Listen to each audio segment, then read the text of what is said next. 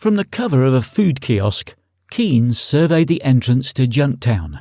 It was so called because each dwelling was made from whatever material the inhabitants could find. Walls were built of reclaimed bricks and stone, while the majority of roofs were constructed from corrugated iron. A few had plastic roofs, while some had nothing more than sheets of polyethylene to protect the occupants from the elements. Two armed men stood at the mouth of the alley leading into the dark village, their rifles hanging loosely in their hands. One acted as spotter for the concealed mortar teams, while the other simply admired the fireworks display from the base. Keane turned to the others and let them know what they were facing. Sonny swapped places and gauged the distance to the targets and the ground to be covered. Seeing nothing to hinder the takedown, he turned and indicated that he would clear the way using his silenced MP5SD. He got nods in return, pushed the stock of his rifle into his shoulder, and broke cover at a crouch. He approached from the guards 3 o'clock and got to within 25 yards before they spotted him. As they brought their guns up, he straightened and double-tapped them both before they even had a chance to get a shot off. Keane, peering around the corner ready to offer covering fire if things went noisy, saw the men drop and signalled Harrison to follow him. They trotted over and helped drag the bodies out of sight, and once again Sonny took the lead as they headed into the maze of makeshift streets. The attack on the base had brought the population out of their houses, presenting Sonny with a host of false targets. Fortunately for him, they had about enough to spend on clothing as they did on accommodation, and to a person they wore little more than flip-flops and shorts with T-shirts for the women. He motioned them aside as he passed, the barrel of his MP5 flicking left and right as he searched for anyone carrying anything more threatening than a penknife. Sonny heard the familiar whoomph as another mortar shell shot into the sky, and the sound told him the launcher was close. 10 yards ahead, he saw a side street open up and motioned towards it. The smell of rotting food and untreated sewage assaulted his nostrils, but his focus was on what lay around the corner. As he approached, a figure appeared carrying a rifle, and Sonny immediately got a couple of rounds off. The first missed by a gnat's hair, but the second caught the target on the forehead, grazing the skin and ricocheting off the bone beneath. A third found its mark, and the figure crumpled, but not before managing to shout a warning. "Shit!" Sonny cursed. The last thing he needed was the situation to go loud with so many bystanders around. He rushed to the corner and sneaked a peek, just in time to see the mortar team grabbing their rifles. He hit the first with a double tap, but the second was quicker to his weapon and returned fire, causing Sonny to retreat around the corner. When the shooting stopped, he counted to 5 before sticking a quarter of his head out, but the target had gone. "One went this way," he told Keane. "You two go straight on. See if you can cut him off." The two Americans continued down the main alley while Sonny followed the fleeing terrorist. The side street ran for 7 yards before turning right, and the mortar had been set up at the corner. He glanced around but saw no one except a woman consoling a young girl. The unmistakable chatter of M16s could be heard a couple of streets away, which told him that Keane and Harrison must have found the target. He followed the sound, stepping round the mother and child, and onto the next corner where he once again stopped to clear the turn. He saw his quarry disappear around the next corner, rejoining the main thoroughfare and following in the footsteps of his new teammates. Sonny sprinted after him, knowing that he had to catch up before the shooter got on their 6. Training told him that he should stop at the junction and clear it, but with fellow soldiers in danger he took the risk and barreled around it, a move which saved his life. The target was standing in wait with his rifle pointed at the corner, ready to destroy any face that appeared. As Sonny exited the side street, the rifle spat, but the man behind the trigger wasn't expecting a fast-moving target. His reactions were a little slow, the bullet flying harmlessly wide. Sonny's training gave him the edge in the encounter. Still moving at speed, he brought his weapon up and put 2 rounds into centre mass. The man fell instantly, and Sonny stopped, took a few steps closer, and put another round through his forehead to make sure the threat was fully neutralised. From further down the alley he heard yet more gunfire and headed towards it, taking a lot more care at every side street. With bullets flying just outside their front doors, the locals had retreated to the relative safety of their ersatz homes, and he had the street to himself. When the rifle appeared from his right, he spotted it instantly. Getting a bead on the target, he took up the tension on the trigger. Another ounce of pressure and the rifle would spit once more. He just had to wait for a face to follow the gun into the open. A second later, he got his wish. A lesser man would have pulled the trigger under the circumstances, but Sonny had no equal when it came to distinguishing friend from foe in high-pressure situations. He dropped the barrel and drew in a fetid breath. "I heard shots," he said. "We took out another mortar team 2 streets over," Harrison told him. "We carried on to the other end of the town. It's clear." Sonny told Keane to stay put and asked Harrison to follow him. "There's a couple of boxes of mortar rounds back here," he explained as they jogged back to the initial contact point. "Let's put them to good use." They retrieved the ammunition and lugged it back to where Keane was waiting, his M16 pointing into the air and trying his very best, and failing, to look like the archetypal US Army poster boy.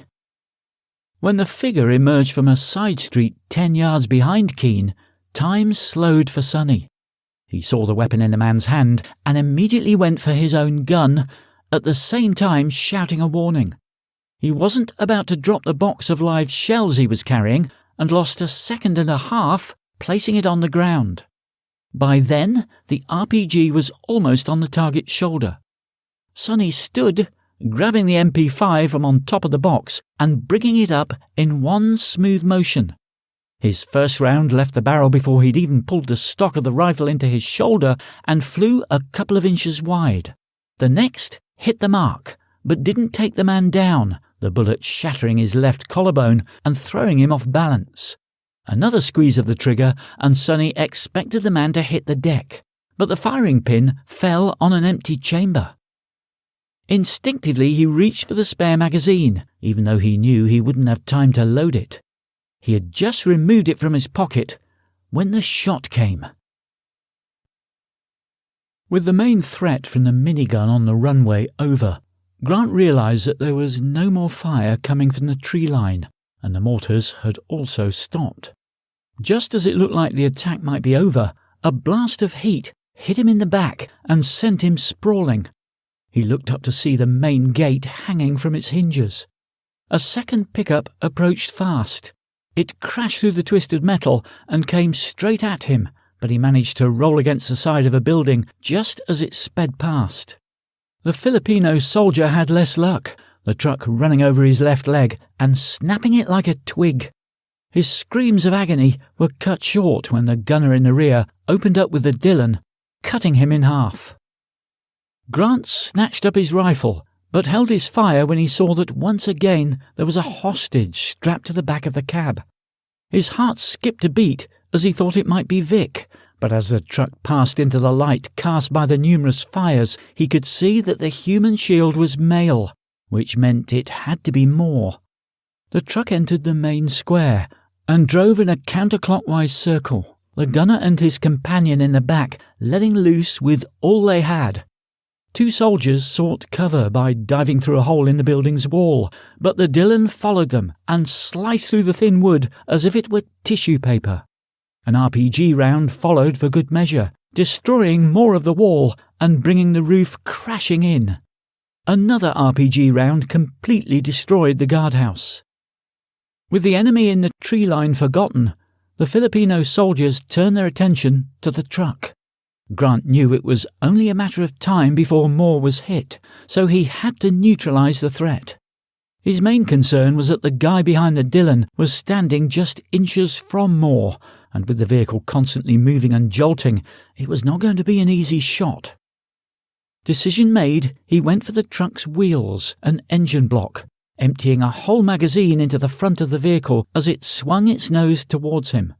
The tyre on the passenger side immediately went flat, but it did little to kill the speed. The truck continued on its course, showing its back end to Grant, and he went for the rear tyres, puncturing them both.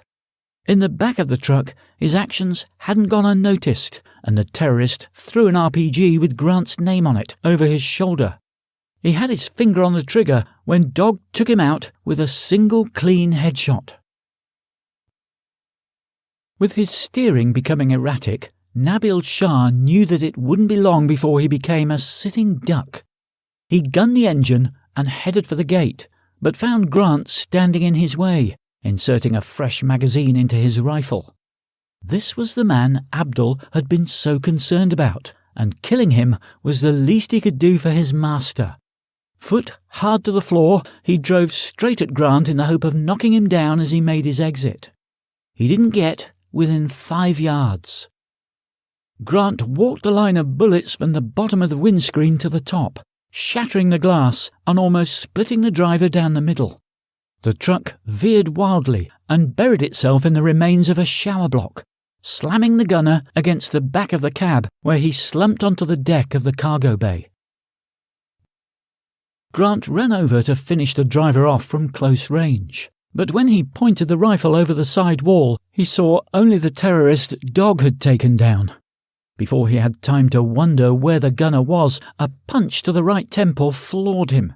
It felt like he'd been hit by a grizzly bear, and when he managed to look up, his hazy vision told him he wasn't far wrong. When the pickup had hit the wall, Ox had jumped over the other side and snuck around the back of the vehicle. He now stood next to Grant and was reaching for the M16 he had dropped. Groggy, Grant pulled his knees up and kicked Ox square in the chest, knocking him backwards. He rolled onto his side to reach for the weapon, but Ox was on him quickly and stamped on his arm. He brought his other foot crashing down on Grant's face, smashing his nose. With blood pouring down his face and tears in his eyes, Grant struggled to get his act together.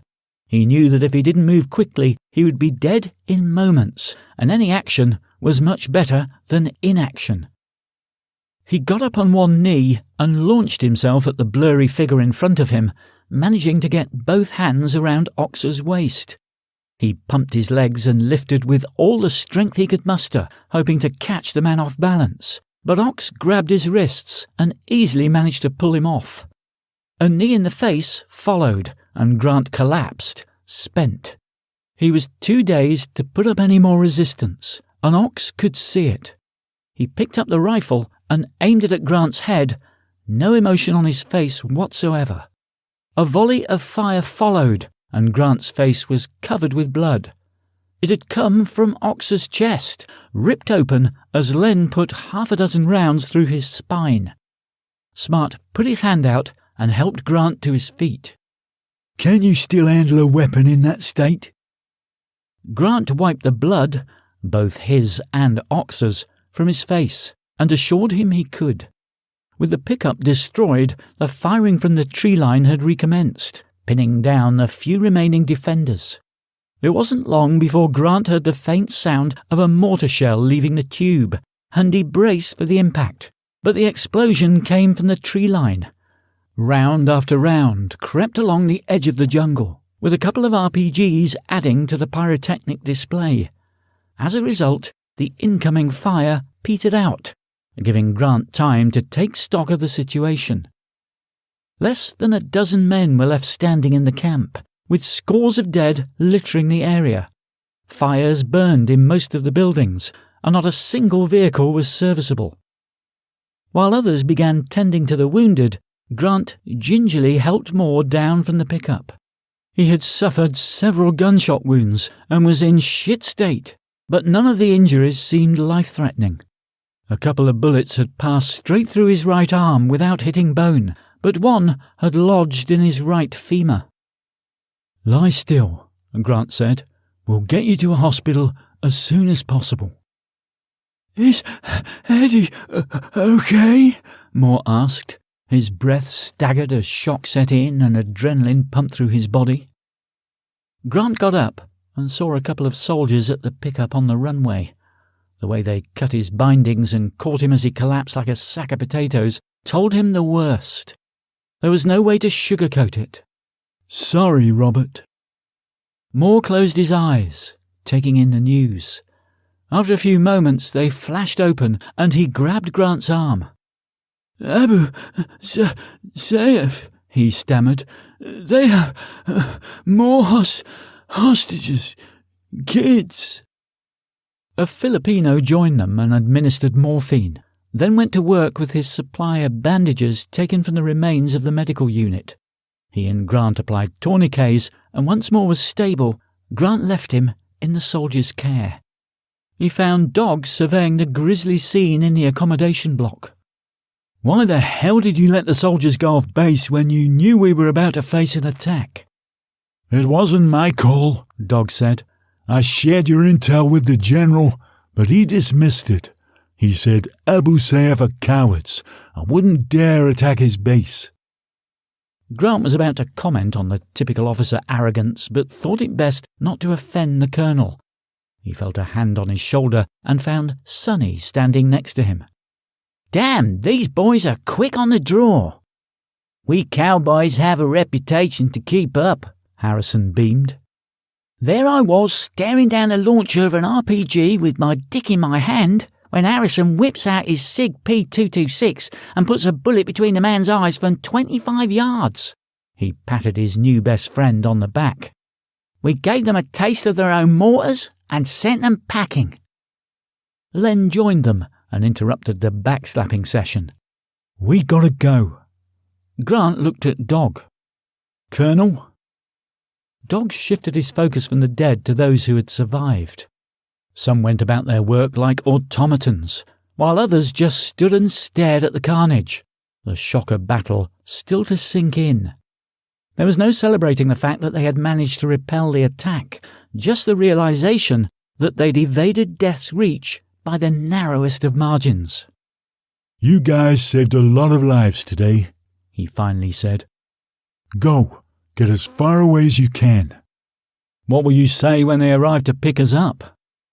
I'll tell them you're missing, presumed dead. Grant thanked him, but decided to push his luck further. We could do with some gear. What do you need? With daylight only a few hours away, there wasn't time to get the equipment Sonny and Len had stashed at the layup point. He gave Dog a list, including handguns, knives, ammo, 3 sets of NVGs, and some disruptive pattern material clothing to replace his jeans and filthy sandal. That tells me you're not planning to leave the island, Dog said, letting his expression tell Grant what he thought of the idea. Grant didn't try to deny it. How do you think the General is going to react when he gets here to find his base has been destroyed? Colonel, you know him a lot better than I do, but would I be far wrong if I said he'll want to launch a retaliatory strike within the next 24 hours? Grant took the lack of response as a yes. They still have a female British hostage, and Moore told me they are also holding some kids. If the local troops go in, they will all be in real danger, and you know it. Dog nodded. No matter how much training we provide to the local troops is all forgotten the moment they get a sniff of the enemy. The hostages would be in more danger from the local Marines than the terrorists. Also, we got news of a raid at a small school late yesterday evening. The nun and the guard were killed, and 9 kids were snatched. Grant couldn't bear to think what the kids were going through. He certainly couldn't let Kalina go in with all guns blazing. What's your plan? Dog asked Grant. Short version? Rescue the hostages and kill any fucker who tries to stop us. We'll work the rest of the details out on the way. That brought a brief smile from Dog, but Grant guessed it was tempered by the thought of just 3 men, no matter how well trained, going up against a camp full of Abu Sayyaf. Sure, the enemy had taken losses tonight, but there was no way of telling how many. There could still be upwards of 150 of them dug in, and with the advantage of the high ground too. If my team hadn't been handed a non-combatant role as part of Operation Freedom Eagle, if we'd have been allowed to do things our own way, we wouldn't be staring at a pile of bodies right now. Dog spat on the ground.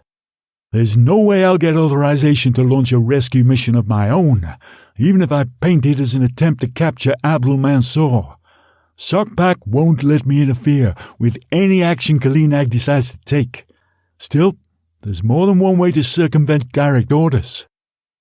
He called his entire team, and they were standing before him within a minute. He introduced them to the trio. Garcia, Harrison and Keane they already knew. Evans and Shaw rounded off the complement from the Special Activities Division. You guys up for a hunt? Dog asked his men quietly. He nodded at their reaction. Every one of them was thrilled at the prospect of a proper mission for a change. He spelled out his idea. Keane, take these three and get them fixed up with whatever they need. Show them how to get to the trail, then come running 3 minutes later to tell me they escaped. I'll order the 5 of you to go after them. We'll do it nice and loud so it squares things with Kalinag when he asks where my team is. Nods all round. Meet up at the trailhead and Grant will give you the details of the mission. He's been inside the camp, so listen to what he says. His men indicated that they had no problem with that directive. They have kids in there, Dog said.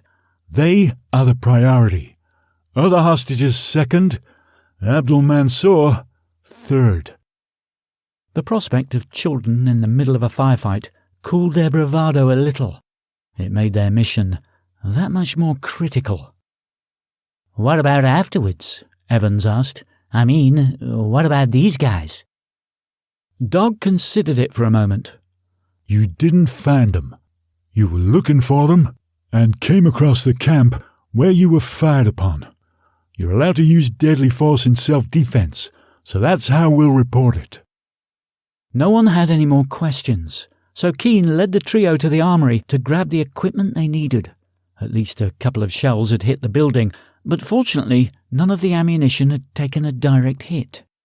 Grant selected a box of 9mm rounds for the Heckler & Koch machine guns, as well as 2 boxes of 5.56mm for those using the M16s.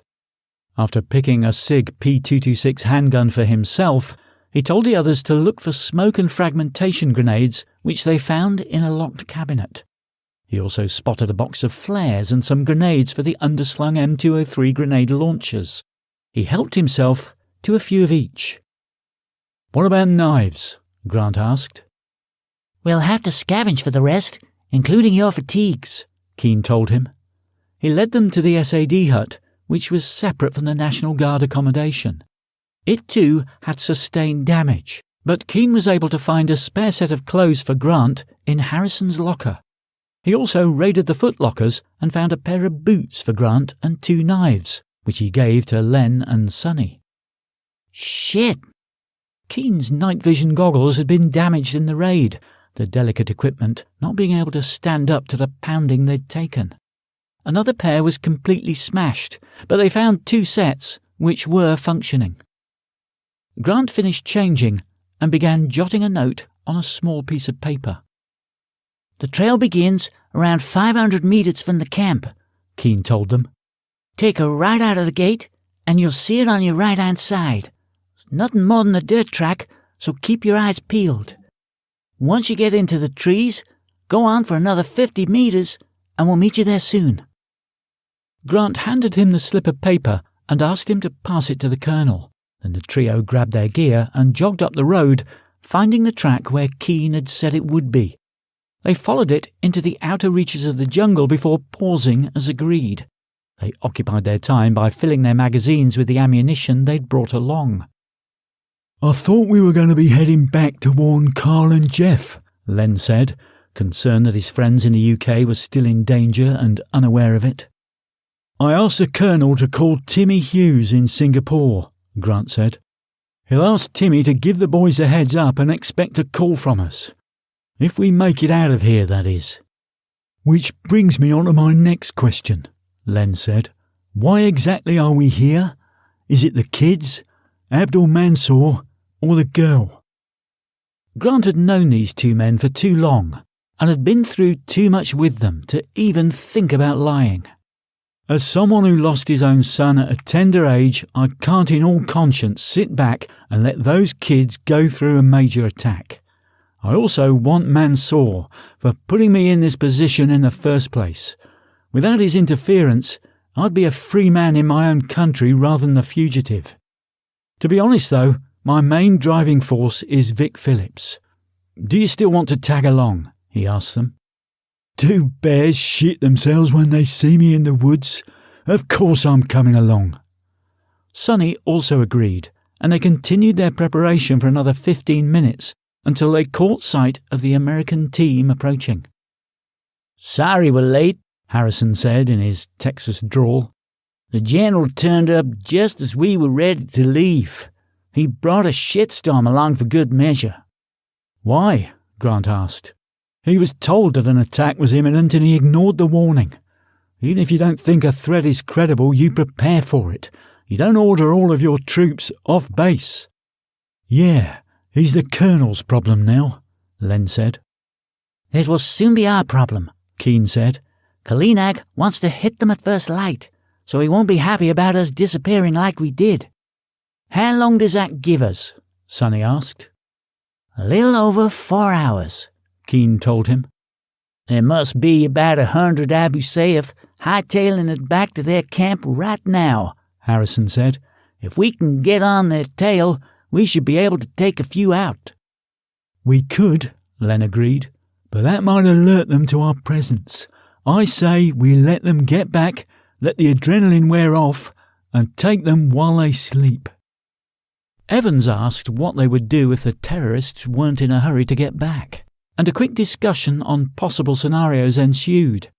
Grant asked for a map of the area and wanted to know the likely route Abu Sayyaf would take during their retreat.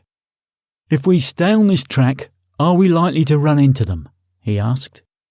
"Not for some time, if they take the shortest way home," Garcia told him, indicating the markings on his map. "There is a network of tracks throughout the area, and they are most likely to follow this route." He traced a line from the airstrip to the top of Hill 178, and then drew another from their current location to the same destination. "We remain roughly 700 meters from them until we get to this point." He indicated a spot a kilometer from the terrorist camp, and Grant could see the two tracks converging. "I say we get a sprint on and get there first. The fewer people in the camp, the better our chances of securing the hostages." With everyone in agreement, they divided up the ammunition, checked their pockets and pouches to make sure they didn't rattle as they ran, and then set off at a shade over jogging pace. The dirt tracks soon gave way to denser jungle, and what was once a clear path became nothing more than a narrow channel through the undergrowth. They heard fixed-wing fighters fly overhead, and Grant hoped they'd been informed about the hostages, plus the fact that friendly forces were in the area. If they hadn't, it could turn very hot very quickly. The Americans, being familiar with the route, each took a turn on point, remaining 100 yards ahead of the others. They stopped at regular intervals to switch point man and listen for any sign of the enemy, but the first leg of their journey went without incident. After an hour and a half, they reached the spot where they would begin to close on the enemy. Grant suggested a 2-man patrol take the night vision goggles and scout the area ahead. While they did, he and the others took the opportunity to catch their breath. Although he'd been fit for most of his life, a 90-minute run through the jungle in oppressive heat was taxing enough for anyone, and he was relieved to see he wasn't the only one suffering. He brushed aside some dead leaves and used a stick to draw in the soft earth. "As I remember it, the camp is circular, roughly 70 yards across. The perimeter is lined with trees, and there are more trees dotted throughout, which they use to rig their hammocks. The hostages were being held over here, but that may have changed. At the back of the camp, the hill continues to the summit, so we should be able to approach from these 3 sides." He used the stick to indicate possible entry routes. Sonny and Shaw returned after 20 minutes, and the news was both good and bad. There isn't a lot of sound coming from the area, which suggests they aren't back yet, but those who stayed behind are nicely dug in. There's a track leading up to the camp, and we saw movement from a couple of foxholes either side of it. If we go in that way, we'll be torn apart. We could try skirting to the left or right of the track and get to the camp that way, Len said. But Sonny explained that they had tried that and spotted another foxhole not far from the first. My bet is that they have a ring all the way around the camp, he said, although he admitted that they hadn't had time to verify it. Are they 2 up in each hole? It looks like just one, Shaw said. I would have expected 2, but maybe they sent the majority of their people on the assault. Grant was acutely aware that time was short, and they had to make a decision. We can't hang around forever. Their wounded might be slowing them up, but that doesn't mean we have all night. I say we clear these 2 holes, go straight up the middle, and surprise the hell out of anyone still in the camp. He waited for dissenters, but there were none. OK, Sonny, how close do you think you can get to them? We can get to within 50 yards easily. Any closer and we risk detection. Grant asked who was comfortable with a headshot from that distance, and 2 of the Americans declared it an easy takedown. Ever used the MP5 before? He asked them. They had in fact used the naval variant, so they were given the task of clearing the way. Once the track is open, I need you to get as close to the camp as possible and report numbers and locations. We'll be right behind you, and when we know where the X-rays are, we split into 2-man teams. Grant paired everyone up, with Len and Sonny working together while he would accompany Evans. We need to keep this as quiet as possible, otherwise we'll have them crawling out of their holes and they'll be coming at us from all sides, Sonny said. Once it goes noisy, get those NVGs off straight away, because I'll be popping flares. Hopefully it won't come to that. I'd much rather cure their SBA while they're sleeping. SBA? Harrison asked, puzzled. Sonny smiled. Still being alive. Shaw and Garcia took the NVGs and silenced weapons and made their way to their positions. The area ahead of them was bathed in a sea of light green twilight as the optical core of the night vision goggles magnified the light from the barely visible quarter moon and allowed them to see distinct shapes impossible to distinguish with the naked eye. When you get into position and have a target, send me 2 clicks, Garcia whispered. I'll respond with the same when I'm eyes on. They split up, one either side of the dirt track leading up to the plateau. On their bellies they crawled towards their targets, ever mindful to clear away any fallen twigs or dry leaves that could create noise and give their location away. This cautious approach meant it was 6 minutes before they were on target. Shaw brought up his weapon and trained it on the figure beneath the canopy, sent the signal to his sergeant, and got 2 clicks in reply. There wasn't a lot to aim at through the 8-inch gap, especially as he could only see the top half of the head. But as a former Marine, he knew how to shoot. All Marines needed to attain the rank of marksman, the lowest grade required to exit initial training. Shaw had not only beaten the minimum required score, but exceeded that needed to earn the sharpshooter badge, his skills giving him the honour of being called an expert. He saw the current shot, a 4-inch target from 50 metres, about as difficult as hitting a buffalo's ass with a banjo, especially as the fool thought it a brilliant idea to smoke while on lookout. He was lit up like a Christmas tree, just inviting a bullet. Shaw was happy to oblige.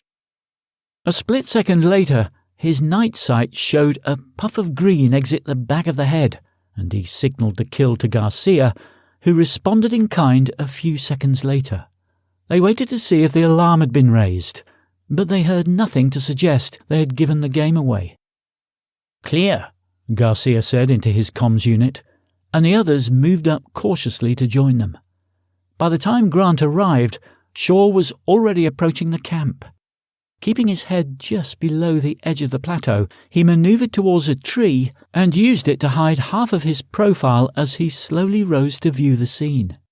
He took 6 seconds to take in the details before slowly drawing back, making no sudden movements likely to bring him to anyone's attention. Garcia watched as Shaw relayed the details. As he had the only other pair of NVGs, he translated the signals for the others. With the camp being circular, Shaw represented positions analogous to a clock face. Hostages are at the 4 o'clock, 10 meters in, 2 guards on them. 5 more bad guys in the center of the camp, talking around a fire. Between 8 and 10 o'clock, there are 7 or 8 sleeping. 3 sleeping at 1 o'clock, and 4 more sleeping at 3 o'clock. There's a minigun 15 meters in, and it's pointing towards a track. 2 up. "Any sign of Mansour?" Grant asked.